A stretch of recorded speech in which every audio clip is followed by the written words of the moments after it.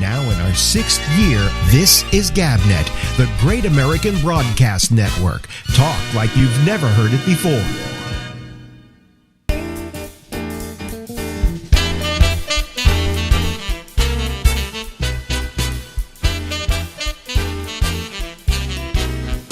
Hey,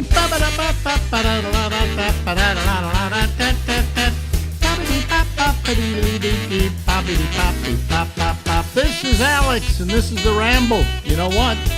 We go until midnight tonight from the East Coast of the United States.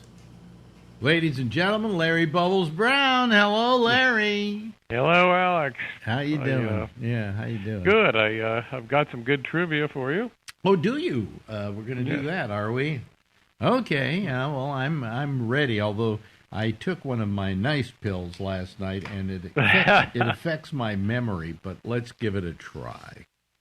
Okay. These are. I was looking at TV audiences, and these are the 4 largest audiences for an American TV show, aside from a Super Bowl.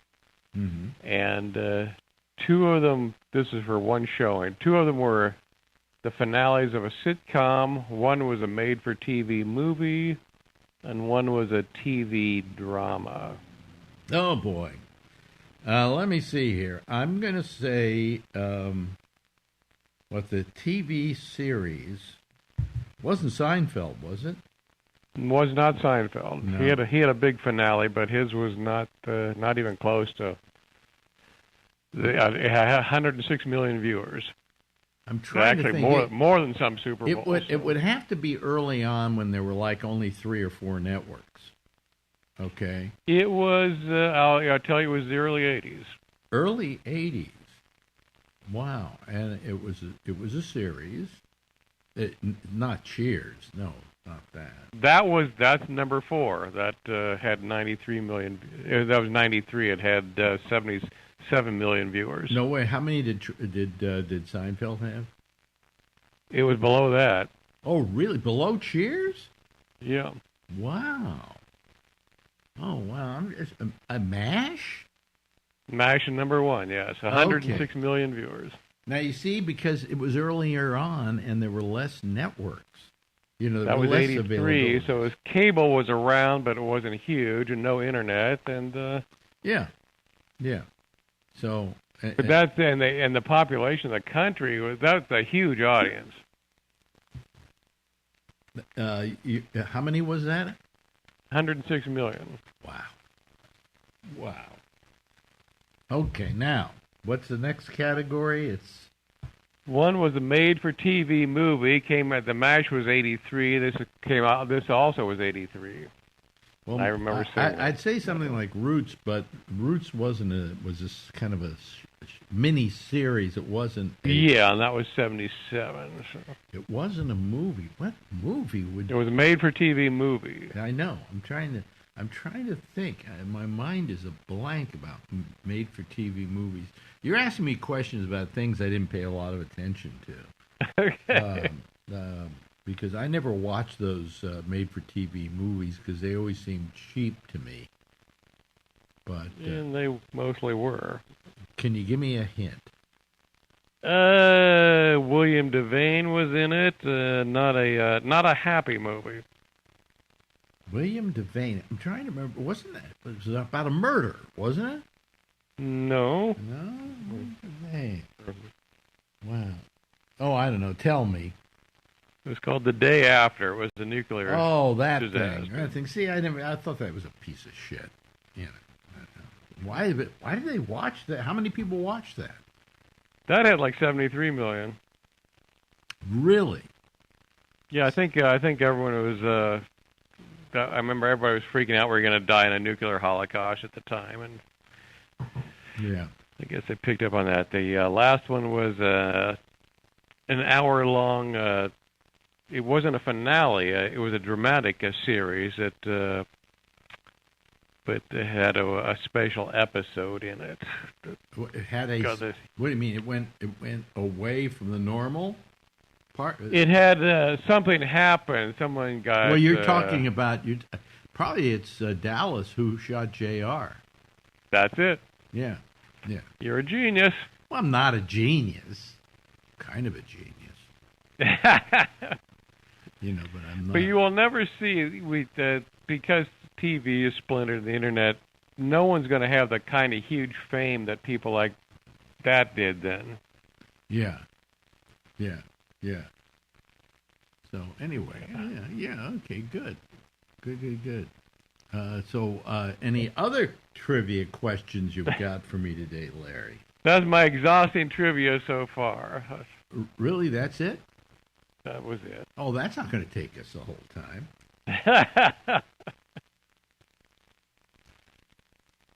Well, that's as I recall, the MASH actually was a good show. Oh, MASH was a terrific show.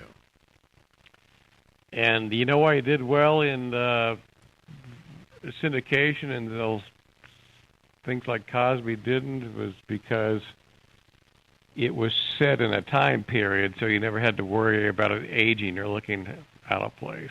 Yeah. But anyway, so okay, all righty.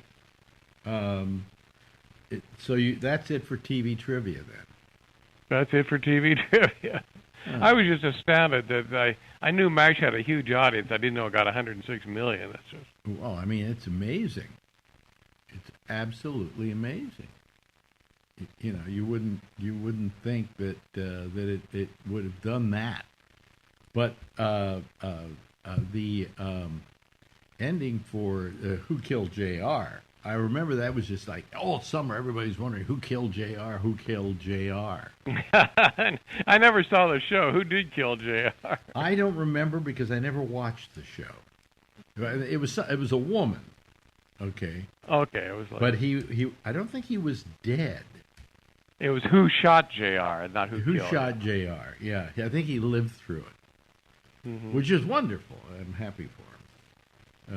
Larry Hagman. Larry Hagman played JR, and it was a sensation. Now, wasn't that the same series that like a few years later, one of the characters wakes up and it turns out the previous season had all been a dream? Yeah, I think that was it. Yeah.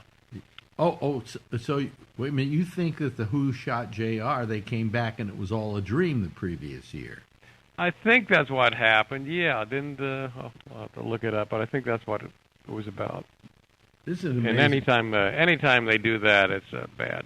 That's kind of like jumping the shark. It must have been effective because you and I are sitting here how many years later talking about it? Yeah, 40 years later. Yeah, and I remember Bob Newhart had his second series, right, with Suzanne Pleshette. Which I never saw. With Suzanne Pleshette.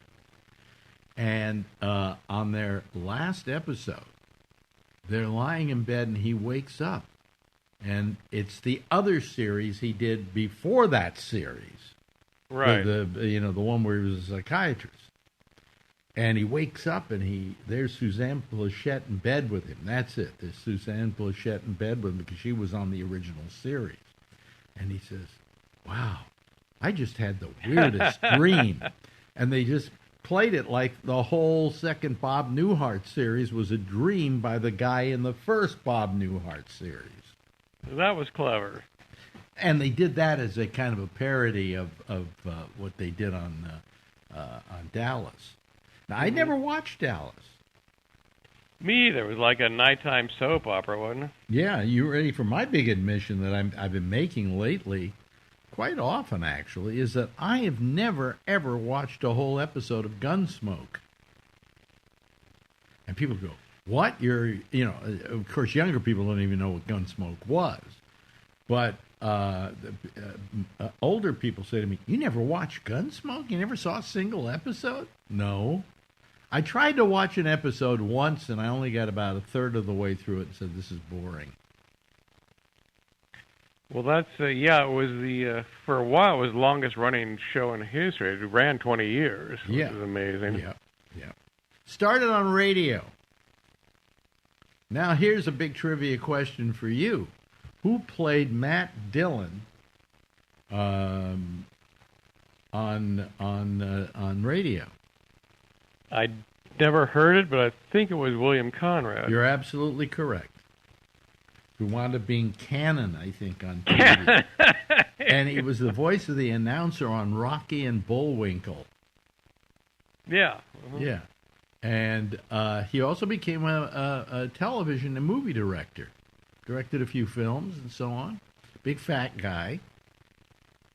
I didn't know he directed. Okay. Well, I always wondered about Cannon, which I also hardly ever watched. How he could be a detective, because when you got to run after the bad guy, he certainly couldn't do it.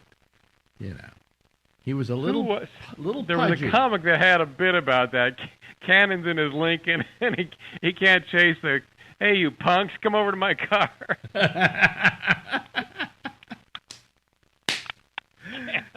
Yeah. I mean, it's ridiculous, you know. But when you were younger, did you have one go-to show that you always watched when you were growing up? Let's see. I did like Leave It to Beaver when I was a kid. Really? Okay. Yeah, it was kind of funny. I liked. I liked the Dick Van Dyke Show because I thought Mary Tyler Moore was hot. Yeah, she was too. Yeah. Especially back then. Yeah. Yeah. So you watched, what did you say before that? Leave It to Beaver. Leave It to Beaver. And I think even when I was about 12 years old, I would sneak, my parents would be asleep, I would sneak up and watch, I loved Johnny Carson's monologue, so I'd watch The Tonight Show. Oh, okay. How old were you when you liked the Johnny Carson monologues? I was like about 11. Really? 12. So you think that is maybe where you got your love of doing stand-up? Oh, absolutely, yeah. I liked his monologues. Yeah. And I like the way he made, he actually got a bigger reaction when a joke didn't work. And well, they always built in a bomb just for that. Yeah. You know. And his reaction to the bomb was always funnier than a joke that would have worked. And he always, at some point in his monologue, would say, well, last night's audience sucked. Yeah. You know, it's getting tonight's audience on his side, but of course the next day he would say, last night's audience sucked. Yeah, they built in the bombs in his act. Who was your go-to show? My go-to show. Well, you see, I mean, I'm so old that my whole go-to shows started with radio. And initially, I always had to listen to Jack Benny. Loved Jack Benny as a kid. I'm trying to think. There were some, you know, the Lone Ranger, things like that. You know, radio had an easy accessibility. You could just lie there and turn the dial. But I think that probably Jack Benny was my major. I think Charlie McCarthy and Edgar Bergen, or Edgar Bergen and Charlie McCarthy. Okay. Where this came out in a Woody Allen movie, a line in a Woody Allen movie when they were listening to Edgar Bergen and Charlie McCarthy. He says, well, how do we know his lips aren't moving on radio? and I always wondered the same thing. I mean, what? A ventriloquist and his dummy on radio. You know, that's a good point. And did he leave the dummy home and just do the voice? Or did he actually have the dummy there with him when he was doing the shows? I think the dummy was there with him when he was doing the shows. When they Picard him around the radio. In fact, Candace Bergen, who was the daughter of Edgar Bergen, said that in her house there was a room for Charlie. Literally a room for Charlie. You go in there, Charlie be sitting in a chair. Wow. And she always, I think, complained that it almost seemed like they treated him like he was her brother. You know, it's very strange. Ventriloquists are strange people. Yeah, there's always been those weird, bizarre ventriloquist movies. Well, I've always told you stories about me and Jeff Dunham. I mean, it just, he was strange. It's like the dummy was really his personality, you know, and his hand was just stuck in his personality. And I always thought Dunham was terrible. I always thought he was horrible. You know, because Really? I did live with people like Edgar Bergen and Charlie McCarthy, even Paul Winchell and Jerry Mahoney. Do you remember that? I do vaguely remember them. Yeah. Paul Winchell and Jerry Mahoney were, I call them the television ventriloquist and dummy, because everything they did was on television. Whereas Edgar Bergen and Charlie McCarthy, they did it in movies, they did it in radio. They didn't do it as much in TV, you know. But I mean, it was really ventriloquists are just strange. Well, Paul Winchell was kind of a genius. Yeah. He developed the. I forgot about. He developed the first heart valve. Yeah, but Paul Winchell. You mentioned Paul. I forgot Paul Winchell. And his dog Farfel. Farfel. You remember that? His main puppet was a dog, wasn't it? Farfel was the dog, and it was they were selling Nestle's chocolate, I think. Yeah. And the Nestles, Nestle makes the very best, and then Farfel would go, chocolate. That's right. Paul Winchell. Yeah. And then he made a heart valve. Oh, it was Paul Winchell and Jerry. Was it? Wait a minute. Was it Paul Winchell and Jerry Mahoney? Jerry Mahoney, I think he had a sidekick called Knucklehead Smith.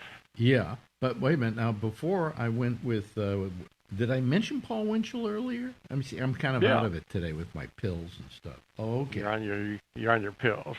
Paul, yeah. Paul Winchell, yeah, he did invent the heart valve. I remember that story. You know. And Dunham actually built his own helicopter, so maybe ventriloquists have some weird ability to build things. Jeez, almighty. God, I'm out of it today. I thought I mentioned there was one other. There was Paul Winchell, Jerry Mahoney, and then there was this kid, a younger kid with a dummy, and I'm trying to remember his name now. But there were a handful of ventriloquists that were really pretty good. And when Dunham came along, I went, he can't light a candle to any of those guys. You know. I mean, Paul Winchell was definitely funny. And very good as a ventriloquist. So, whatever. Here we are talking about ventriloquists, just trying to waste time on this program. Ventriloquists from the 50s. Any vaudeville acts? You know, a lot of vaudeville acts made it to TV. I think I'm too young to remember that. I think I was always told. Milton Berle was Milton Berle a vaudeville act? No, he was a comedian. But here's what happened. When they first did TV, they did things like Ed Sullivan, and they did variety shows, and they went to the vaudeville acts to get people to do their acts on radio, on television. And it was a great thing for the vaudevillians. They made money off of television left and right. But the problem was that most of them only had like 15 minutes worth of material, because they would go into a town and do vaudeville, and then they do their 15 minutes as part of the show. And then they go to 20 years. They go to another town, and they do the same bite for 15 minutes for that town. They would go from town to town, town to town. Slow television, if you were. And so they worked for 20, 30 years doing the vaudeville circuit. You know, and if they were really good at what they did, they got a little more money, and they were a little bit higher up on the bill, and so on. But now here comes TV, and they say, okay, we want this plate spinner to come on Ed Sullivan. And he goes on Ed Sullivan once, and millions of people see his act, and he can't do it again. Yeah. He's blown. It's like you with comedy material. If you do 5 minutes on Letterman, you've blown that 5 minutes on television. Yeah, it's gone. That was the thing they said about TV. It just eats material. So what most comedians I've talked to do is they do the material they want to get rid of. You know, that's just, they've done it long enough, they don't need to do it anymore, but it's good enough to do as a bite on television. Because why do a bit on television you're then people are going to be asked to pay for in a club? But my argument back was, people used to say to me, well, I go on stage at one of your shows, Alex, and all they want me to do is something I've already done. And I go, yeah, because what they want is your greatest hits. Does that make sense? Yeah. In other words, they want to be able to say, Larry Bubbles Brown, hey, listen to what this joke. Listen to this one. This is a good one. They don't mind if they hear it again. So I was kind of wrong on that theory about comedians. But vaudeville, they kill themselves one time on television. Some of them survived because they had more than 15 minutes. Senor Wences was a good example. Remember Senor Wences? Another ventriloquist, by the way. Probably the best. Lived to be 103. Really? But he was the best ventriloquist, I think, that ever lived. I just thought he was... If you don't know who he is, folks, go to YouTube, type in Senor Wences. In fact, once you get past Senor, you'll probably see Wences in the column. Wences, I think. Just put that in. There are tons of clips of Senor Wences, and it's probably the funniest act you'll ever see. And as a matter of fact, he was on the Ed Sullivan Show so often that the street next to the Ed Sullivan Theater, where the entrance to the Letterman offices used to be, is Senor Wences Way. Wow. Yeah. I didn't know that. Yeah, they named it after him. So I mean, he was a terrific ventriloquist. Where else but here could you hear us do 20 minutes on ventriloquists? Okay. Anyway. So the Sullivan Show literally was a vaudeville. Oh, no question about it. No question about it. It was vaudeville. Here's this. The beauty of the Sullivan Show was, if you didn't like this act, 5 minutes later there'd be another act. Mm-hmm. That was also the beauty of vaudeville. If you didn't like this act, 5 minutes later, 10 minutes later, there'd be another act. And, a vaudeville show might have something like 10 different acts in it in a given week. So.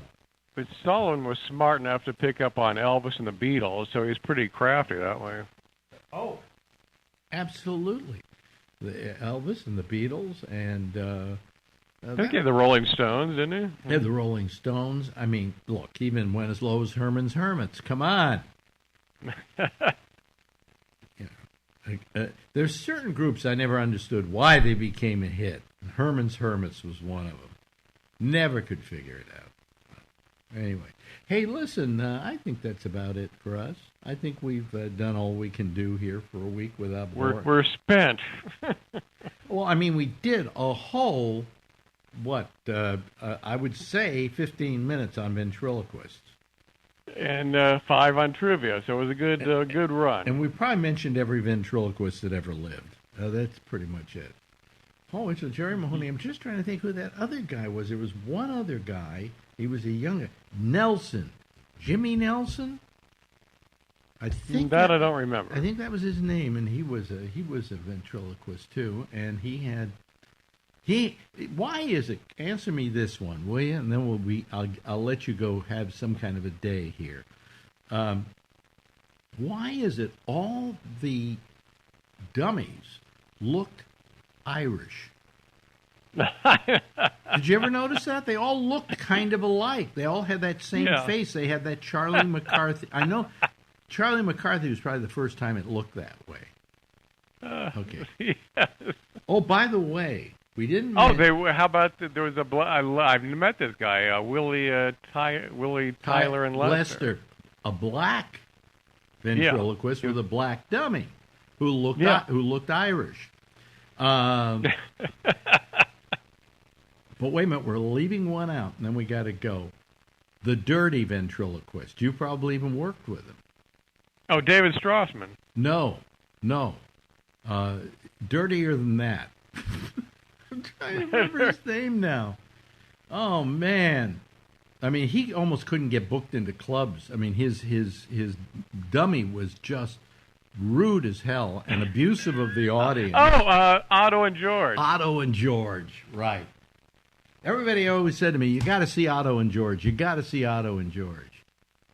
I went, "Okay." Anyway, that's it. With Otto and George, we have made we've named all. We're of complete. them. Yes. Ladies and gentlemen, we've been talking with the wonderful Larry Bubbles Brown. Thanks, Larry. Thanks, Alex. Bye. Now in our 6th year, this is GabNet, the Great American Broadcast Network. Talk like you've never heard it before. Yeah. Larry Brown, ladies and gentlemen. Larry Brown will be appearing at a comedy club near you, hopefully again very soon. So, anyway. Hello, everybody. How are you? Boy, I don't know. I put these lights on every night, and they make me almost feel blind here. Let me see what I can do. I think I can make them a little more on the yellow side, and that will make me be not feel as blinded by them. I can turn them orange, see, and so I look a little more orangey. If I do this, see, I get rid of the orange. See that? Okay. But anyway, that's what I do. Okay. Let me see here. It's time to go to our panel, our citizen panel. If you want to join it, simply go over to gabnet.net. Over on the right-hand side of the page, there's a thing that says, click here to join Zoom. You click on that, and it'll automatically put you together with our panel, who is just formed like crust on a pudding. Ladies and gentlemen, I don't know where I came up with that. There's Jeff, and there's Matt. Hey, Matt. Hi, guys. Haven't seen you in a while. You haven't seen me ever. Oh, really? You're another Matt. Maybe. Yeah, we had another Matt. Oh, you're first time Matt. Where are you calling from, Matt? San Antonio. San Antonio, Texas. Oh, Charlie here is in Texas. Austin. He's in Austin. Yeah, but sorry, Charlie, but it sucks here. I know. I know. I'm actually moving next week to Seattle. Oh, good for you. Wow. Yeah. Anything you can do to get out of there. Yeah. Get out of Texas, yeah. Yeah. Well, I mean, your governor with his goddamn deal with, I'm sorry, we're making vaccine passports illegal. And you can't keep people from coming into your place if they haven't been vaccinated. Well, wait a minute. Whatever happened to the Republican feeling about business being able to make its own rules? Okay, I mean, it's really. How do you live there, Charlie? You're not leaving. Matt's smart. He's leaving. I never leave the house. You just don't leave the house, right? Charlie likes it. A little bit. Man, How did you find out about the show would be a question I would ask. Me? Mm-hmm. Yeah. I started watching you guys 2 or 3 years ago. I just one day Googled, I wonder whatever happened to Alex Bennett. And boom, there you were. Yeah, and you found out I wasn't dead yet. That's what you found out. I didn't want to say it. Yeah. No, a lot of times it happens. You know what I do is I always go to my Echo and I ask them about people who I can't remember whether they're alive or dead. And I always think there should be a website that just, live or dead, and then you put in a name and it says alive or dead. Yeah. But I often wondered about that. What was the one the other day? And he's been dead for 3 or 4 years, and I didn't realize that he was dead. So. And you mentioned that you're maybe going to quit, so I wanted to have at least one chance to talk to the legendary Alex Bennett. Yeah, every week I'm threatening to quit, and I very seldom do, I guess. I don't know. Anyway, eventually I will. One way or the other. Yeah, really. One way or the other. You're going to live a long time. I don't know. The way I've been feeling lately, God. But I'm beginning. I went to get. I figured it's maybe my eyes that's making me feel very tired and so on. So I made an appointment with my eye doctor, who calls me. They send me these messages, these robo messages. Oh, it's time for your appointment. It's now more than time for your appointment. Gee, we haven't seen you in years. Make an appointment. So finally we make an appointment. When's my appointment? A month and a half from now. I guess you really wanted my business, you know. So anyway, so I'm, but today I took a little walk again, and it was nice out there, and you know, it was okay, and yeah. I'm playing with your yellow putty. I got the yellow putty. Yeah, that's for my. You know, hand. it actually makes my hand feel better now. I've had it about a week. Really? Have you gone to the heavy? There are different strengths. I know. Phil sent me this, and I got all 4 strengths. Yeah, they're all the different strengths. Right. Yellow's the easiest, and I haven't got to the point where. Right, you get to play games with it. Yeah, like that. Yeah, right. You know, and stuff. So. Oh, everybody, cool it! Here comes the broad. Robert Natali? No. Oh. The broad. No. There she is. There she is. She's a broad where a broad should be broad. She's better looking than Robert. Yeah. Picking on him and he hasn't even showed up. Robert? Yeah. Well, he was going to call the other night, and then Tony was drunk on coffee. That's okay. Yeah. Tony's a nice guy. Yeah, but he was a little out of hand the other night. A little. Yeah. So what do you do for a living, Matt? I am forced semi-retirement. Wait a minute. You don't look old enough to go into retirement. I got laid off in December because of COVID. Okay. But I got a nice severance package. Oh, really? So I got money to play. Yeah, but what was the what kind of work did you do? I was working for Chevron. Chevron. Okay. Yeah. So what happened? People didn't need gas anymore? Yeah, we weren't driving anywhere. Right. Was that it? As soon as COVID hit, the charge just went, you know, so they cut tons of jobs. Are they going to bring you back? So, I doubt it. They can't afford me. You know what it is? The problem is these companies let people off because they didn't have enough business to go the route with them. But then when it comes back and now there's a reason to rehire people, they're trying to see, they got used to getting along with nobody.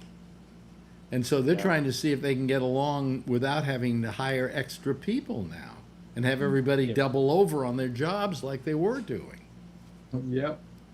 So and you mentioned you lived in Houston. I was in Houston for the past 5 or 6 years. Yeah. And I was really miserable there. But on that note, with weather, I was just looking because I had thought about moving to Vegas. It's going to be 117 degrees there on Wednesday. You're moving to Vegas, did you say? I had considered it. No. I decided on Seattle would be better. But it's a dry heat. Nice. It's a dry heat. in Arizona for a while. Pretty soon it's going to be white dry. Heat. A blowtorch is for dry heat too. You know, it was lousy today. Today it was like 66 degrees, which is terrific, right? But humid. What was that about? Yuck. I hate humidity. Yeah, humidity sucks. It does. Yeah. So anyway, unless you need a shower. Unless you need a shower. Or a cup of coffee. Exactly. You know, coffee without water isn't very good. Oh, here comes Brian Neary. Oh, we're going to have a lot of people tonight.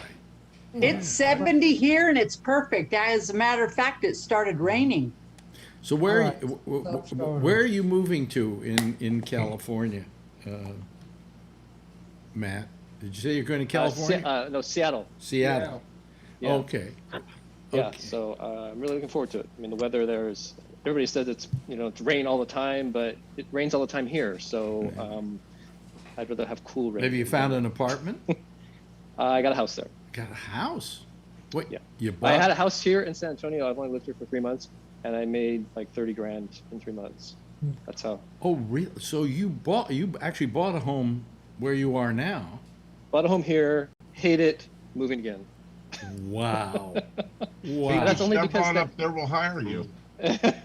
Well, the inventory of houses here is so low that it's such demand. It's sold in like 3 days. Yeah. And Same thing in Austin. Yeah. Yeah. Everywhere around here, it's crazy. Right. The show over. Job in Seattle. I do not yet. No, I'm just living it up to fate. How's the difference in cost between where you are now and where you're going for property? You can get. I mean, this house here. I'm in a brand new house. It's 3-bedroom, 2-bath. It's gigantic, and it's just me. So, it's a bit much. So my other one is a little bit smaller, and it's okay. You know, it's a little bit more here, but it's affordable. Yeah. So how old are you? I'm 55. 55. Okay. No, he said. You know, people say that apologetically. Oh, I'm 55. Yeah, sorry, I'm 55. It's still hard to get those numbers out. Yeah, try 91, 81. Excuse me. Well. Oh my God. Hey, I'm 25 every morning when I wake up. You're 25 every morning? Yeah. I'd like to wake up one morning like I used to, where I go, and greet the day. Instead, it's like, I gotta get out of bed. Okay, here we go. One foot's on the floor. But then again, nothing's changed, has it, Kathleen? I was always that way. Totally. I always hated getting out of bed. You know, I hated having to greet the day, as it were. I like to lie in bed for maybe 2 hours before I even put one foot on the floor. Yep. When you were on Live 105, you were out the door at like 5? Oh, well, no, I did a morning show. What stupid me, a morning show, right? And I'd sleep in. My feeling always was that if you did great in a morning show, as a reward, they give you an afternoon show. But that isn't the way it works in radio. So I was stuck doing a morning show for how many years was that? That was, God, it's got to be 11, 12 years. Yeah. Getting up every morning, and there are people who are diurnal and there are people who are nocturnal. No, it was over 20 years, Alex, because when I worked at UPS I started in 86. Everybody would talk to me, but at 6 a.m. they knew not to talk to me because I was plugged into my Walkman on the Quake. You're absolutely correct, because I worked at 2 other stations before I worked at Live 105, and so that would give me about 20 years. Yeah. But anyway, I get up every morning, and I would wait till the last minute to wake up. You know, people go, "Oh, well, didn't you get there early to prepare the show?" Fuck that. You know, whether I get up early and prepare the show, or I get up later and don't prepare the show, I'm still going to make the same amount of money. So fuck it, you know. So I would just get up and drive to work, you know, and get there. I got there 10 minutes after the show started every morning, because they would play music for a while. And the news and blah, blah, blah. They had news and music and so on, and then I get in and I pull right in time, and I just open the mic, and here we go, another morning. Mm-hmm. So anyway. Do a couple lines and then do the show, right? Well, that was true too. Well, then you had a little assistance there. There was a period of time there where, as an incentive to be a high-powered morning guy, I could get into gear really fast through my nose, you know. So that small petite nose you have. That small petite nose I have. Yeah, my Coke costs were very high because of the size of my nose, you know. There, but anyway, then I quit it, by the way, when I moved to Florida. And then I came back, and I didn't really... Such dark times in the Bay Area. What, when I was in Florida? Fuck yeah, it was dark for me. I was pissed. Yeah, well, we didn't... Everybody was like, what the... But we didn't know each other then. No. No, we didn't know each other till I came back. Yeah, that was 10 years, 86, so 96. Yeah. Yep. So anyway. How you doing, Jack? Well, he doesn't have his mic on.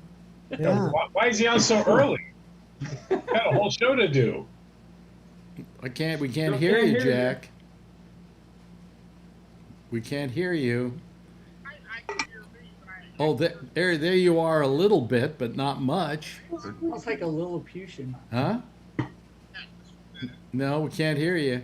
We can just barely hear you, just a taste. How's that? No? Oh, What did you do last night? How'd you fix it last night? Yeah, how'd you fix it last night? He had this problem last night on his show. Yeah. Well, I fixed it by switching out microphones. Let me try this switch. Oh yeah. come on, Jack. You This gotta is called fi- uncomfortable silence. Yeah. Dead air. Well, there's some kind of bad connection you've got. Connection. Yeah, wiggle the wire. Wiggle the wire. Jack, recall. Turn it off. Oh man. How bad. Well, are we going to spend the next hour fixing his mic? Nope. Like the AM radio when you're trying to tune it in. And to think, Jack, I got all these people coming to your show and you can't hear you. Oh yeah. Look, there's something wrong there.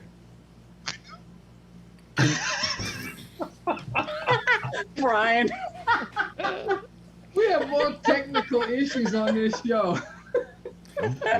You need one kid on here to fix everybody's issues. One kid, it would be Yeah, fine. like a 13-year-old could handle. Yeah, let me get my son. No, go. why don't you pull that mic out and plug in the other one? You just push the join button is what you do. Push the join button. Guys do the show without me. You guys can all do the show. You guys do the show without him. Now he's yelling at us. I can hear him a little bit. So can we? But Hold up some signs. Why don't you unplug that mic and plug in the other mic? Oh. Because this one is the good one.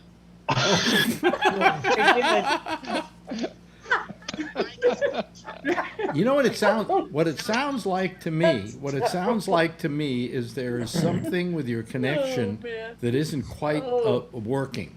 That you haven't put it in properly, or there's a wire loose in there or something. As best as I can tell, you can't hear me. I can barely hear little you. bit. It's like a whisper. You sound like if I had a gnat, if I had the fly from the movie The Fly buzzing around my head going, help me, it would sound like that. Oh man. Oh, now we don't hear anything. Log off and come back on. Well, this is what we call a show here, Matt. Are you really enjoying it? You need a lip reader. Mine. Oh. No. Jack, just raise your hand when you want to speak and we'll all shut up. Yep. Yeah. Oh, I know the drill. I watch you guys every night. Oh, really? Oh, yeah. No, not Oh, Matt. no, Yeah. I mean Jack. Jack. Oh, Jack. Oh, sorry. I thought Here, you said Matt. Because he's so. Yeah. Well, anyway, we'll wait for Matt for him to try and Log fix off, his he'd mic. probably be okay. Log off and come back on. No, I don't think that's a problem. He had this problem last night with his show and the audio on his show, and I called him and I said, you got problems, and he did something, and all of a sudden his sound was beautiful. Yeah. But it was just like this little fly talking, and then everybody else, hello, so. And I did the same thing Matt did to find you. I Googled, is Alex Bennett dead? You're right. Came right up. Great. Well, why don't we all of you who have friends and they don't know where to find me, just say, Google, is Alex Bennett dead, and you'll find out where he is. So when you go to your next party, just start talking and say, "Hey, is that Alex Bennett dead? He must be dead." However, he's 91. He's 91 years old. If it doesn't send you somewhere, however, you can pretty much assume I am dead. Error 404. Everybody at the party, Jack. Oh my God, What he's were on you here. saying, Matt? I said the error 404. Yes, error 404. Alex is no longer with us.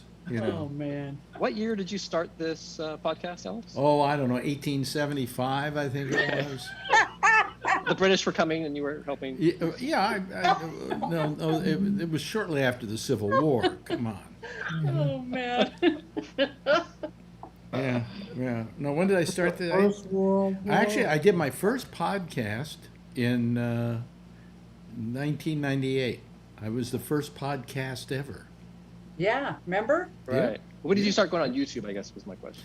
YouTube, about, I think about 5 years ago, 6 Okay. years ago. Yeah. You know, I just got through making up some new promos for the next year, so that we can have a different. The promos have. Alex, when you were doing Free Jack Radio, was that podcast or? Oh yeah. Yeah, but that was it. That was the first one. That was in the other apartment. Yeah, yeah. Yeah. That was the first With the one. green screen or blue? It was blue. Oh no. You're talking about the thing I did with Play Incorporated, where we did Play TV. Yeah. Yeah, we didn't have a blue screen. Well, actually, we had a blue screen. Remember that What it was? It thing was that called. went around the camera? Yeah, it was called HoloLight, and what it did is it projected on this iridescent screen the color of the ring, so that when the lens was looking through the ring, it was also looking at this canvas, which was now glowing blue, and then we used that as the background. Yeah. So that was. I watched some of your older ones, and it was real blurry and. Oh connection was yeah! terrible. Oh yeah! Yeah, it's really improved a lot. Oh, this is gorgeous by comparison now. You know, it's really something. Well, this is a lot better than Skype, huh? Yeah, when you went to Zoom, that's when. Zoom made it so much easier. Oh yeah, yeah. And if like we're coming up on getting a 13th person here, if I had done this with Skype, we'd be frozen. Everybody'd be frozen. Yeah. So I think in the new Apple operating system, they're going to have something that's going to compete with Zoom, sort of a new FaceTime thing. You want to know something? They already have it. The fact is, they all try to compete with Zoom, and they can't, because everybody's too used to Zoom. Yeah. You know, and to suddenly say, "Well, come on back to Skype. We've got the same thing." Yeah, sure, they've got the same thing, but nobody gives a shit. You know. Well, Teams is pretty big. Teams is pretty big in for work stuff. So we have like half meetings in each. Oh, really? My son used that for his school. What? Yeah, you can share documents a lot easier, and you can share back and forth a little bit easier. But what's that called? Teams. It's Teams. And you've got that, and you've got have Facebook with like groups now, and Skype is capable of doing 100 people or something at a time. Wow. They say. But with the way it worked for me, it didn't work that well. Let's say hello to Josh. He's been quiet tonight because he comes here to talk about serious stuff, right, Josh?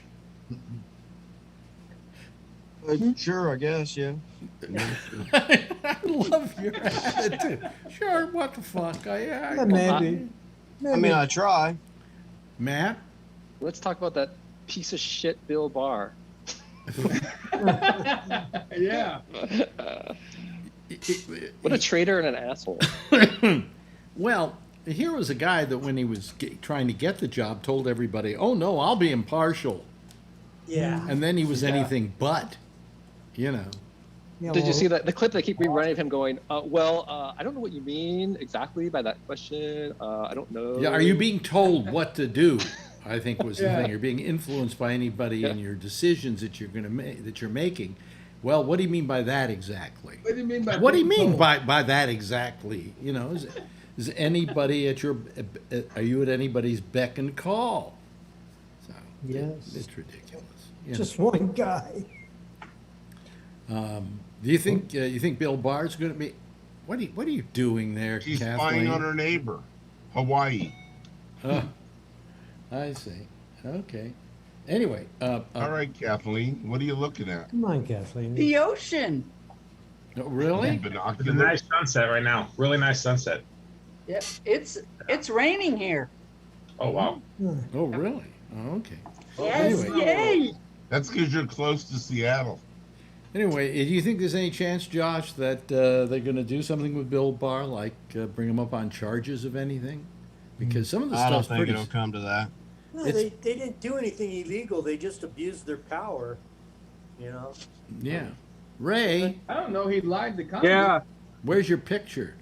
I'm having trouble on this laptop getting it to come up. Imagine that. Somebody having technical. You know, it's interesting. We can spend the whole rest of the show. There we go. Oh yeah, you look a lot better, Ray. Yeah. Oh, it didn't work. Oh, wait. Oh, there he is. There's Ray. Congratulations. I just have to tell you, I had my colonoscopy today. Hey. Thank you. Did you study? No anesthetic. I went full commando, man. Ooh, raw dog. Come on. Why aren't you at the gym? Why aren't you at the gym on the Stairmaster? I'm on my bike right now. Why no anesthetic? Wait a minute. Because I didn't want my whole freaking day ruined and tomorrow. What do you mean ruined? It was easy. It was no problem. I didn't feel anything. I felt like just some cramps. That's about it. Oh, great. I love cramps. Hey, where can I get me some of those cramps? It was cool. I got to watch the whole thing. I had another one tomorrow. Yeah. I can do that every day. Yeah. We'll have a special channel for you tomorrow to put it on. Okay. Anyway, let me get back to Josh a second. So you say that you don't think Barr is going to get charged with anything because of this? What do you think, Ben? I seriously doubt it. I mean, they'll make that some sort of a political fight, but I don't think there'll be a criminal setup to it. I mean, I think, it probably has that potential that it happened, but I don't think anything will happen. When you're going along with the president on some of these things he had them do, which were totally illegal, I think. Most of them, I would say, yeah. I mean, they would have no reason to, access phone records or emails. So. Well, Apple went American along with citizens, let alone journalists. I mean, well, they got subpoenas. I mean, what are you going to do if you're Apple? They got a subpoena. Yeah, but they wouldn't give them certain things. Nope. But they still had access to those accounts, and that's scary. I mean, we have to pass. Hey, man, I thought the problem was they didn't get a subpoena. That's what I thought too. What Apple They did it without a subpoena. That's why everybody was so mad. That's right. Oh, Apple did it without a subpoena? Right. Oh, fuck them then. What's with all these things they've been doing with, we're protecting you now. Yeah, privacy. Privacy, yeah. I don't think Apple gave them the information though, did they? They didn't give them certain stuff. Yeah. But they gave them other stuff. And the fact that they gave them anything without a fight is kind of scary. Yeah. Google turned them down. They didn't get anything from Google. Oh, really? Oh, okay. I don't know. Apple is a lot more uptight about giving stuff out than Google is. Well, apparently not. I don't think Apple gave them anything. I don't think so either. Well, weren't they supposed to turn stuff over, and they said they did in some way cooperate with them? No. Even with that, when they were investigating that shooter down south, they wouldn't give them anything. I know that. But this was them wanting stuff to find out about what. They told who they called. They wouldn't give them any content of the calls, but they said they made calls to so and so and so and so and so and so, so they knew who the congressman called and stuff. Yeah. So yeah, that's like no big deal. Yeah. I don't know. Who did we just lose? Oh, we lost Jack. Oh, no, Jack's there. Jack's there. So if they do something about Barr, he would become disbarred. No, I see. Well, he ought to be disbarred anyway. Absolutely. Oh, we lost Brian. We lost Brian. Well, he'll come back, I'm sure. Have you got that mic in yet, Jack? No. No. Okay. Well, I wrote to all these people and said, come to the Jack Bishop show, the intersection after Ellen's show. Yeah. Yep. You said it right there. What did he say? Did you hear me now? We can just hear a little like It sounds way far away. Yeah, it sounds very tinny. There is something. Edison. There is something wrong with your microphone. Sounds like something's not plugged in all the way. Let me ask That's you. what it sounds like. Do you have a microphone that needs a battery? No? Oh, okay. It says Radio Shack on the outside of the mic. Oh, he just wrote me. Let me see here. He said, as tech guys say, it's good leaving here. Tested it 2 hours ago. I hear myself and everybody else. Okay. Let's see here. Then the next one says, I can't get any audio out of the board. Ordered a new board yesterday. Damn. Yeah, I don't know why you can't get any audio. Because obviously you got audio out of the board because we could hear all your callers last night. Nope. So, who knows? Who knows? Maybe there's a broken wire. It could be a broken wire. It could be amplifier dying. Well, go into. Oh boy, I hate to fix these things while we're on the air, but you might try. You might try going into your. Since you're on Zoom, you go up to that little green shield they have, and you click on that, and you'll get a gear shift, and you click on the gear shift, and you'll get your settings. And you might see that your input is the setting that you should be using for the audio. I wish I could show you, but I can't show you. Well, yeah, you were right. You click on the little thing in the top left corner, and then you go over to the gear, and you're right. You left click on the gear, and it brings up your settings panel. And then you go down to audio, and you can adjust your speaker and your mic volume and what mic you're using. Do you see that? Do you see it? Do you see? Do you see? Do you see that all, Jack? You don't see it. It's on everybody's Zoom. Yeah, it's up at the top left. Yeah. Well, also, if you go to, if you go over to, I think over where it says that on the bottom mute, I think you can get the settings through there, can't you? I can't. When was the last time you updated Zoom? Well, I don't know. All right. I got a show to do here. Let us know when you get it fixed, Jack. Yeah. I want to take up sign language. Yeah. Let me see here. So we lost Brian. I don't know why. But anyway, how do you think the president's doing over in Europe? Do you think he's doing a nice job of trying to mend fences? Hey, you guys got me now? Yes. There you go. There. What did you do? Well, apparently, I had some sort of update on Zoom this afternoon. Go figure. Oh, I knew it. And so it didn't use the right input for your audio. That's right. So Yeah. I was right. That's Now what you're the problem is. overmodulating.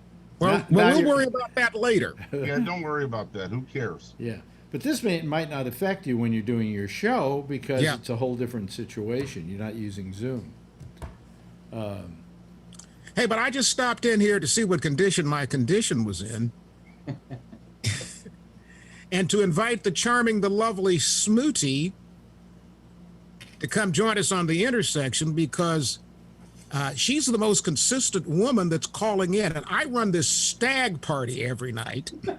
And it's got to be. Well, to begin with, you would have to pronounce Schmoody correctly. Schmoody? You already lost her at Smoody. Oh, okay. Kathleen. Kathleen got a message today from me. Well, bless you, my son, my son, my son. Yes. But, we have all these guys that show up for the intersection, and it's gotten to be as bad as your program as far as talking about people's prostates. As a matter of How fact, many here still have a prostate? Will you hold your hand? I still have mine. Anyway, I do some trivia stuff on the show, and I started thinking about next week on my show. I'd give away prostate exams if you answer the speaking of that, questions. by the way, I got to tell you something. This is great. John Larkin's going to be there. This is great. I have a urologist who I really kind of like a lot. And I also have a oncologist that did the the radiation and all of that. Well, I tried to get an answer out of the radiation doctor about when do I get my next exam, and they were kind of like, it took me a month to get through. Finally, I wrote my urologist and I said, can you do this for me? And he said, Mount Sinai, get this, gets 10 to 30K for the radiation treatment. So they don't really give a shit about anything else. This is from my doctor. This is from my doctor. They don't give a shit about anything else. That may be rather crude, but it's a fact. After they treat patients, they don't even have the decency to send a one-page summary of what they did to referring doctors. It's ridiculous. And he goes on to say, hey, I'll be happy to take care of you. But he said, there's no need for you to go back to see them ever. Wow. Okay? But isn't that scary that a hospital, you would think a hospital more than anybody would go out of their way to want to, check you out and make sure you're okay and do the upkeep on you and so on, and they don't give a shit. So I mean, it's interesting. It's it's fascinating. That's why you should always go to a proctologist instead. Huh? They have nowhere to go. You should always go to a proctologist instead because they have nowhere to go but up. Thank you very much. Yes, Matt. Well, I have elderly parents, and they've been in and out of the hospital for the last couple of years. And I can attest to that. None of the doctors, none of them give a shit. They never follow up on anything. They have like a dozen doctors, and it's like pulling teeth to get them to do the doctors at a hospital. Yeah. Yeah, but the private doctors are always there for you, right? Yeah. But still, you have to instigate everything. They just don't follow up at all. Well, it's kind of like no news is good news. Yeah, for years, I have hated urologists. I've never found a urologist I liked, and I asked my internist once, I said, why is it all urologists are so kind of like, I don't like them. He said, they're the weirdest branch of medicine going. He said, they're just a certain way. And I'm sure anybody here has had to deal with urologists, have found most to be true as well. I found this guy, and he's a saint. I mean, he's wonderful. But, I mean, it's a weird profession. I imagine if all day long you're looking at people's dicks and sticking your finger up their ass, it doesn't give you a good attitude, They're all pervs. Huh? They're all pervs. I think they enjoy being sadists. Have you ever had a cystoscopy? Yeah. Where they stick the lighted tube in your urethra? That was fun. I had that once. Oh, wait a minute. Did all Jack want to do was come on and plug his show and leave? He said he was testing his equipment. He was testing his equipment. Oh, test your equipment on my show anytime. I won't be on tonight. I'm tired. Plus, who's? I got my brother and my sister-in-law coming in tomorrow. Come on. Who are these Smoody people? The Smoody woman you're talking about? Smoody. I want to go back to that. I want to go back to that pee hole topic. Yeah. Go right ahead. Do they put you out for that? No. They stick a Q-tip swab with a little Novocaine in the tip. And then it's to look inside your bladder. Oh, you're talking about a cystoscopy. That's what I I had two of those. Those are really pleasant. They're fun. Yeah, I had that one time. Never There are again. people who do that on purpose for fun. Oh They're God! all- Well, here's my. Yeah. Now listen to my theory. My theory, and Josh. Wait a minute. We'll see you Monday, Will you Ray. listen to my listen to my theory, and Josh, see if you don't agree with me that it's all legal. Okay, we always talked about Guantanamo and how they were torturing people there by waterboarding them, and I figured instead we should give them cystoscopies and colonoscopies without the benefit of anesthetic. Have them train on them. Do the young kids No, but train on it's what you're doing is you're doing it to keep them in good health. Okay. So in answer to your question, Matt, it's very uncomfortable. The little bit of Novocaine they put on in the urethra is not enough. Oh, they didn't do a Novocaine with me. They did some kind of other stuff they put in there to deaden it. And then they took Hey, you guys, hold on. Hey, Sean, come here. Can you drink a 6-pack of beer before? I have to say, This is what you get to look forward to. What? Oh my God! Do the same type of procedure to women, though. Laugh all you want, Kathy. And have you seen the cysto device? It looked. What they did is I went into the room and they had it on a gurney, and then they had it covered with a tarp, so I wouldn't see it. But you could see the size of this thing, and I thought they were going to put a fucking boa constrictor up my dick. And Alex, tell him your joke. Come on, tell him your joke about the 2 cameras. Oh, well, what I wanted to do was get a cystoscopy, which goes in your penis, what do you call it? Colonoscopy. A colonoscopy, which goes up your butt, and then the thing that goes down your throat, which is a endoscopy. Okay. All the ways. And then I wanted to go have all of it done in one day at one time. And then have the doctors see if let's say we're all in watching and looking around and everything, they could see each other. Maybe what you ought to do is instead of the colonoscopy, have the doctor stick his hand up there and see if he can see him. Boy, this is a real audience getter. We're down to 33 people. That's triple penetration. Yeah. Talking about triple penetration. What did you say? What? Penetration, triple penetration. Yes. I've seen that. I'll bet you have. Yeah. Probably at an orgy, huh? Yeah. My son showed up at the door.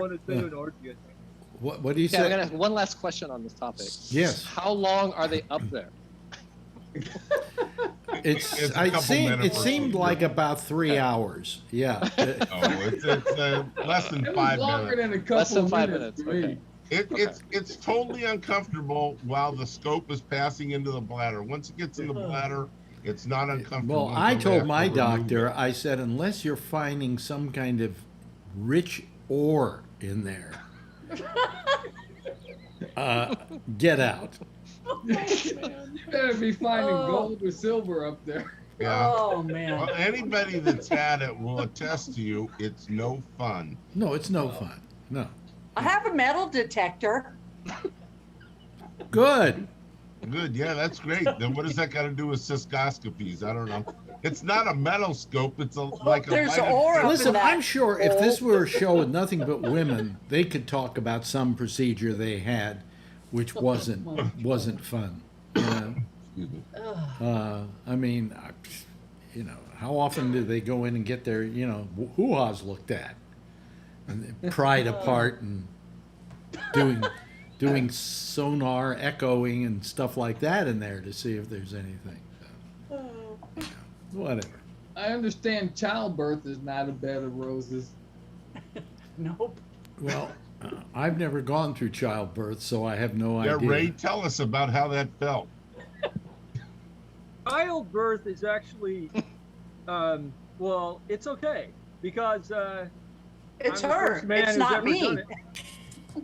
Well, the thing is, I'll tell you the reason why it's easier is that it certainly has got to be something to go through. But once it's finished, you've got something really wonderful. Sometimes. Once that head comes out, it's downhill from there. Unless they become an axe murderer or something. I mean, at 7:47, the hospital said I gave birth to a 7:47, 9 pounds, 13 ounces. 9 pounds? That's a lot. Now isn't he's it? 6'2", 250. Wow. Really? So he's taller than Dad is 5'6". Wow. He's taller than you? Oh yeah, my dad was 6'5". I'm 6 because foot. she's tall. I know, because she was always, we looked eye to eye at each other. Yeah. I mean, my inseam is 36. Don't you hate when the baby comes out and the doctor slaps the kid and they go, "This is not a pretty kid," so the nurses line up and to take their slap? Your Very inseam is funny. 36. That's awesome. That's That should have been like a 36. pole vaulter or something. 36. I mean, that's really long legs. I ran long distance and played basketball, volleyball, all that good stuff. Okay, good. Okay. Wow, 36. Yeah. All tall blondes. Yeah. I'm 6 feet tall and my inseam is 31.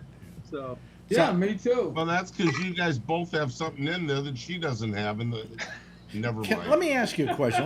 Hold on a second. Let's get to something semi-serious. Well, that's what I meant. My third leg is 31. My other legs are 36. Okay, I just got it. With the dead straight face. Good grief. Carry. I give up. Yes, Jeff. Like Harry Carey. Yes, Jeff. We've gone so downhill. Yes, Jeff. The mic is on You mute. gotta unmute, Jeff. No, Jeff. Here we go. Let's have something. There you go. For a second. Oh, yeah, Jeff. Yeah. Time's up. Ding, ding, ding. Gong show. Well, thankful. What are you drinking, Tony? What are you drinking? Tony, what are you drinking? Oh, you're talking to me? Yeah. Yeah. Let's make sure you're not drinking coffee. What are you drinking, Tony? I think it's coffee. Oh, jeez. Make sure you get on Jack's show He all wired thinks up. it's coffee. Yeah, call Jack's show tonight. I was just thinking, Ray Renati, he saved the insurance company $1,000 for no anesthesia. I know. I realized that today. Yeah. Oh well. Why did you take the right? anesthesia? It's because great. I didn't want because it takes like 2 hours less, and I don't have to come home and sleep, and I can drive. What do you mean it takes two? It doesn't take 2 hours less. Okay, I watched the people coming in. They got to get the medicine, and then I was in there. They got to get what? I was done. Okay, when I came out. There are people. They're wheeling them in. They're out, right? I'm done and out of there. There's still people asleep that came in. But when you come out of that, they gave me that stuff. It's the same stuff that Michael Jackson took. Propofol. No, it's not. Yes, it is. It's yeah, propofol. that's what I had. It just depends what the doctor does. They just give you a lot less. Yeah. A lot less. But anyway, let me finish what I was going to say. And the first time I did it, they put it in me and put me to sleep. The next thing I woke up, I heard the doctor looked at me and said, "Well, we're through." And I thought I hadn't even gone to sleep yet. And then he said, "Lie there until you feel you want to go to the next room and change your clothes." And within 2 minutes, I had my feet on the ground and was walking to the other room. So you really didn't need to do that, Ray. You could have gone. No. But and like, the scope was last still time I hanging had out. it, I was out for. I came home and I slept for 4 hours, and it sucked. And the other reason I didn't do it is like I just spent 3 years getting off of a benzodiazepine, which is hell, and I didn't want to take another one right now. No, that isn't what it is, though. It's propofol. No, they were going to give me one. They don't do that at my hospital. They don't give me what they do at a different medicine. They give you like a benzo and something else. Oh, really? I asked them, And fentanyl, Ray. Yeah, well, it's different at every. There's so many different ways they can do it. The idea is they were going to give me a benzo. All this talk is really engaging Kevin and Josh to join us in the discussion. What benzo? Versed? Hey, enough of that. One Enough of of the it. short Enough. ones that's really Enough. broad. Stop. I'm gonna have medical nightmares tonight. Yeah, just like stop. you guys. Just stop. God damn, Trump's looking good lately, isn't he? Well, the only thing is, at least with Trump, we had some excitement. With Trump, we had something we could yell and scream about. After Trump disappeared, can we I watched the talk paint here, dry. please, Alan? What? Can I be allowed to talk, please? Oh, sorry. You act like it's your show. Yeah. Excuse me. I make false assumptions. Anyway. Now where was I? Oh yeah. No, the trouble with Biden is that Biden is kind of dull. There's no excitement there. Now, quite frankly, after 4 years of Trump, it's nice to have no excitement. But when it comes to doing a show like this, we got nothing to talk about. Well, what did you think about our president in England today? Well, he was really nice, and he treated everybody decently. Can we get excited about this? Can we yell about this? Can we scream about this? I mean, what do you think, Josh? He's really doing a pretty good job, isn't he? I mean, in just keeping everything calm, but it's not exciting. There's a lot of people who are alive that would have been dead. Oh, no question about it. Okay, so come on. No, I'm Give listen. the guy a break. Dull and alive.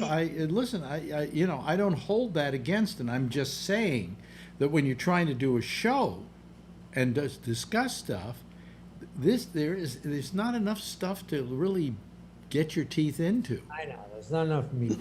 Not enough meat. He's a disaster for comedians. Yeah, Matt. Yeah.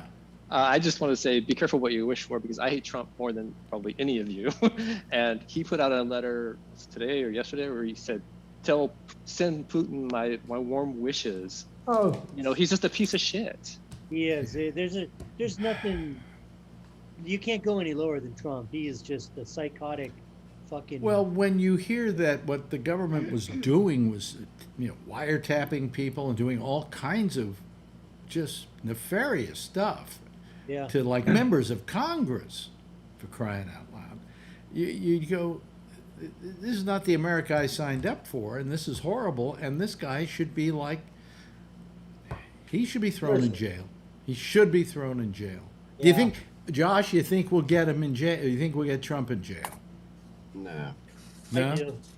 I don't think you'll get anywhere near that. Really? I do. I think you can place bets in England on that. Yeah, I tend to go along with Josh. I think he's just going to keep squeezing out of it and wiggling out of it, and I think he's going to be dead before we can do anything about it. To be honest with you, I mean, he does not look healthy. Do you see the picture of him at that speech they gave the other night, and the fact that people could swear he was wearing his pants backwards? It was No, he's just fat.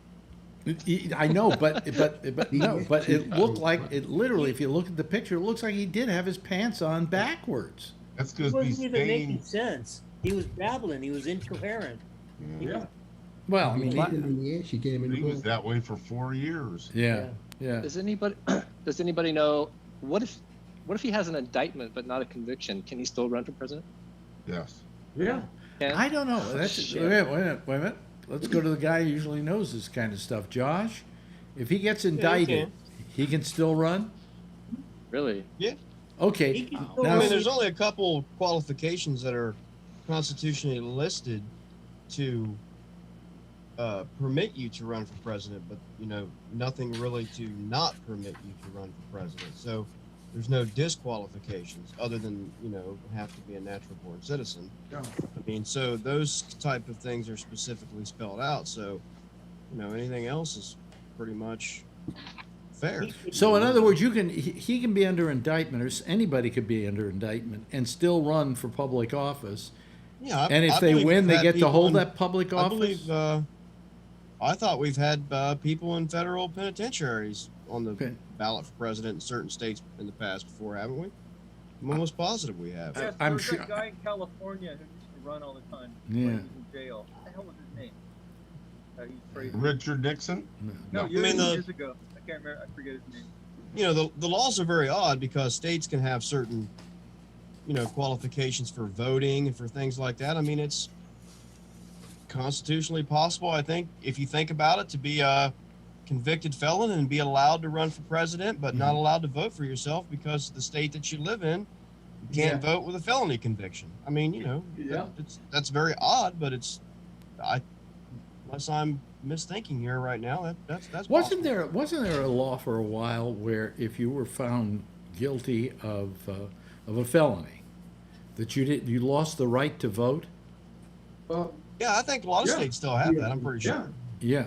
I don't think all 50 states do or anything, but I think there's a fair number of states that you can't vote with a felony conviction, but that does not, disbar you from running for president. By the way, you can meet the eligibility for signatures and those kinds of things in your state to get on the ballot. By the way, this is for Jack, who I'm sure is listening right now. Do you know that Jack Bennett and George Burns were both found guilty of a felony and given a year and a day? No. For smuggling jewelry into the United States from Europe. No. Yes. Really? It wound up being Burns pleaded guilty, nolo contendere, took the year and a day. They didn't have to serve any time, but they were definitely considered to be felons. And then Benny held back and refused to for quite a while, and then all of a sudden decided, oh well, what the hell, I'll give in, and he pleaded nolo contendere, and he got a year and a day. But there was this guy who was a diplomat, and they were always, George Burns was always looking for a deal, and Benny was always willing to go along with it, and they were in Europe. And he said to Benny, he said, I got a friend, he's a diplomat. He gets to take anything he wants to back in a diplomatic pouch and not have to tell people he has it. Okay? So we just buy the jewelry, we give it to him, he takes it to the United States, we don't pay any tariffs on it. Well, the guy gets caught with the jewels in his diplomatic pouch. And immediately goes, oh, I was bringing these in for Jack Benny and George Burns. And so they immediately arrested George Burns and Jack Benny. And they actually went to trial on this whole deal. Most people don't know this story, but it's absolutely... Did they serve time? No, I said they didn't serve any time, but they got a year and a day so that they were then considered felons. And I'm just wondering if they ever had the right to vote after that. But I figure that like Josh said, depends on the state. Some states you can. Wouldn't that make a great movie, that story? I mean, but so you may not know it, Jack, but Jack Benny was a felon. And he did commit a crime. Can you vote in New York if you're a convicted felon, Alex? I believe you can. California, you cannot. A friend of mine was found guilty in New York of a crime, and he votes to this day. Yeah, okay. Yeah. But I would imagine in certain states, Florida, didn't they have to do a thing in Florida to allow felons to vote after they'd served their time? Yeah. They had a vote, a constitutional amendment vote. Yeah, yeah. So, yeah. They're trying to do it here too, to overturn it. Well. All I know is that, by the way, that law they passed in Texas, they also passed in Florida. Gun law? No. The law about you can't keep people from coming into your business if by saying if you aren't vaccinated, you can't come in. Yeah. You can't use that. And you can't. The other thing is the big deal about they made literally the vaccination passports illegal in their states, which is so stupid. We don't have them in California. Governor won't do it. Yeah, but you could consider that little card you've got a passport. But once Caitlin gets that governorship, things are going to change. Yeah. No, I agree with you. Things are going to change. Yes, right. Hey, listen, Matt, it's terrific. You should call a few more times before you leave town. I will check in with you guys. Yeah, it's been fun. Check in with us and keep checking in with us. You're terrific. You're really terrific. You're a good addition. Jeff, thank you so much. Wordy as usual. I can't shut you up. Alan, thank you for being here this evening. Charlie Wallace, Josh, always love seeing you. Of course, the lovely and attractive John Larkin, the amazingly lovely and attractive Kathleen Halstead, better known as Schmoody, and of course our old friend Tony. Thank you, Tony, for being here tonight and not saying a word because you've had coffee. And Kevin, always good to see you. And of course, Brian, great to see you. And then, of course, there's Ray Renati, who looks frozen right now, or that's a photograph. I'm here. Oh, you're there. Frozen. Oh, that is you. Okay, you scared me now. He's in the dark. Everybody give a big wave goodbye, and I'll give a big wave goodbye at you, okay? There they go, folks, the citizen panel. That's them. Oops, wrong button I pushed. I almost did everything perfectly tonight. Anyway, a good night to our citizen panel. Jack Bishop will be here next. Jack, who was also on our show tonight, testing his equipment. Anyway, he'll be here next with The Intersection, taking your calls on Skype at Gabnet Live. I'll be here again on Monday at 4 doing our little Monday get-together that we like to do. And then we'll do the regular show come Tuesday. Same time, same station in life. In the meantime, as always, if you see her, tell her I love her, okay? And by the way, get a vaccination. And if not, wear a mask. Stay safe out there. And help keep us safe. Bye.